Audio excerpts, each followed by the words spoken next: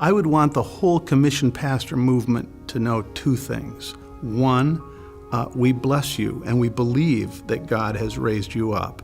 And secondly, we're here for you. We will do whatever we can to make the gifts that God has given to us available to you. You are in such a privileged position. People, first of all, you know the flock. You know who has particular gifts, and people are drawn to you because of your leadership position. But I understand commissioned pastors to be locally identified, gifted Christian leaders who have the capability of pastoring congregations or groups of people.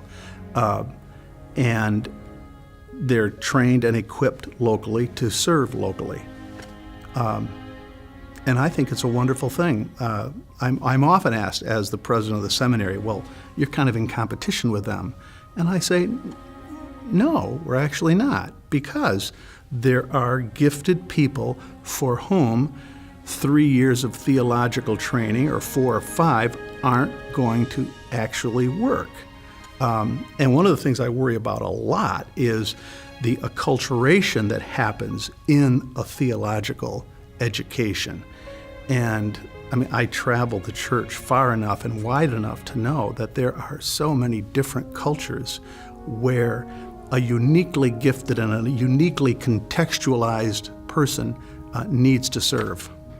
I believe in depth theological training. I want that for every pastor, every pastoral leader. I think my responsibility, given what the Spirit of God is doing in the church, is to try and get the gifts that God has given us as a theological school out of the walls of the building and to the places where it's needed.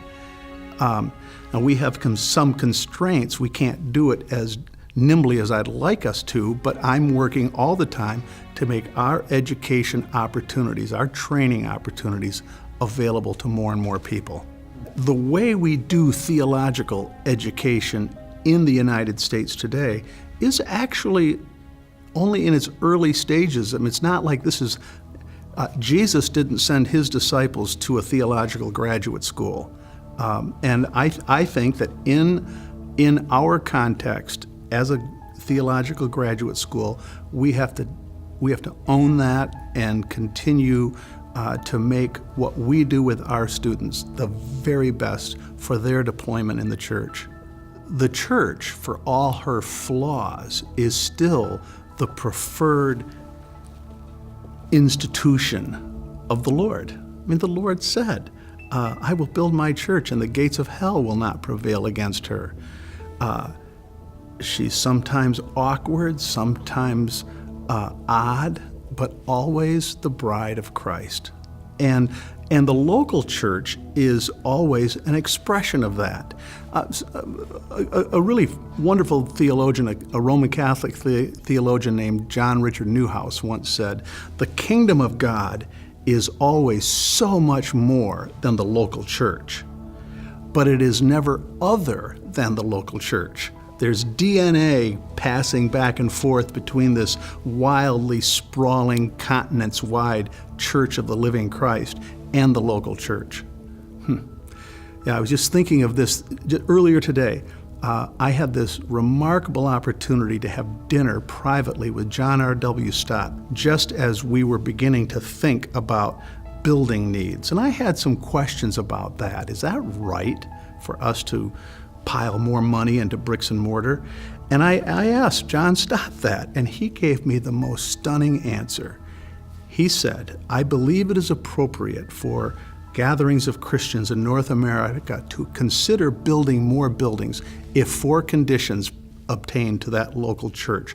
1, is it a genuinely Orthodox evangelical congregation? Does it preach Christ crucified? 2nd, does it have a ministry such that people who today are not followers of Jesus are becoming followers of Jesus? Are you baptizing Christians? Thirdly, do you have a ministry that is connected to the world church? Are you in some kind of symbiotic relationship with the church of the world. And then the fourth thing, this was really interesting, do you have a significant ministry to college or university students? His reasoning being, they are the leaders of the church tomorrow. So I looked at that and I thought, well, yeah, those four things are true of us, or at least I want them to be true of us. So that gave me personally, as a leader, the permission to move in that direction.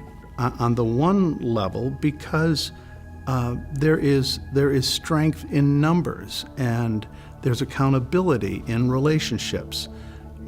So it's good. Now, the question, well, will you then defend denominationalism till the day you die? No, of course I won't do that, because they're not eternal in the heavens.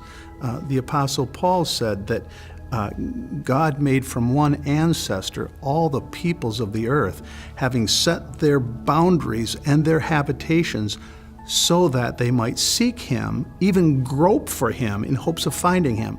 Now, I take that to mean that boundary lines are provisional, and to the extent that they're serviceable to the higher purposes of God, they exist. But when they lose their purposes, they go out of existence. I think one of the challenges to the Reformed Church in America is always be serviceable to the Lord, because your existence is not a given. I believe that about my own school. I mean, schools can go out of business. So you have to offer yourself back to the Lord all the time, or the necessity of your existence is called into question. I love most whatever passage I'm memorizing at the moment.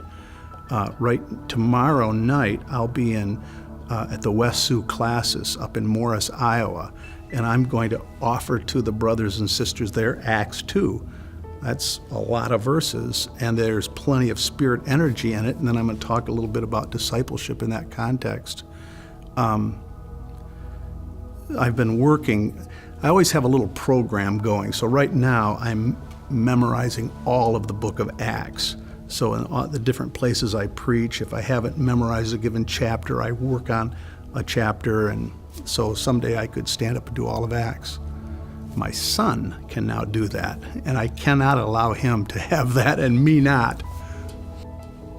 Dennis Voskuil, is there a better teacher of history than him? I don't think so. And I name Todd Billings, what a brilliant young theologian he is.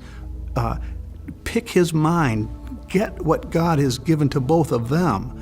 Or young Sue Rosenboom, our liturgical theologian, she's brilliant with Reformed worship. Pick her mind, pick her back pocket, take from her. From me, I've spent my life thinking about how to preach in various cultural contexts, and I'd love to help anybody hone their skills in that. So we're behind you, we're there for you.